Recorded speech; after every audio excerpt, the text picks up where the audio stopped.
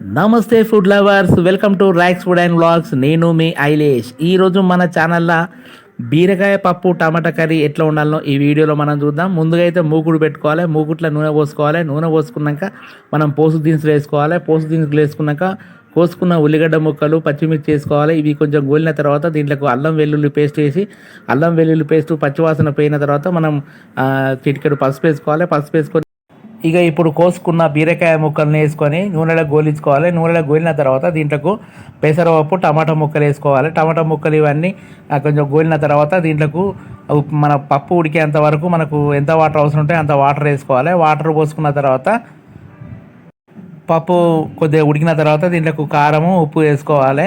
ఉప్పు కారం వేసుకున్న తర్వాత మూత పెట్టుకొని ఉడికించుకోవాలి. మొత్తం ఉడికిన తర్వాత దీంట్లోకి గరం మసాలా, ధనియాల పొడి వేసుకోవాలి.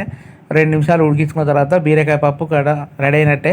ఈ వేడి వేడి అల్లం వేసుకొని తింటే చాలా టేస్ట్గా ఉంటుంది. ఈ వీడియో మీకు నచ్చింది అనుకుంటాను. ఈ వీడియో కనుక మీకు నచ్చినట్టయితే లైక్ చేయండి. మా ఛానల్ని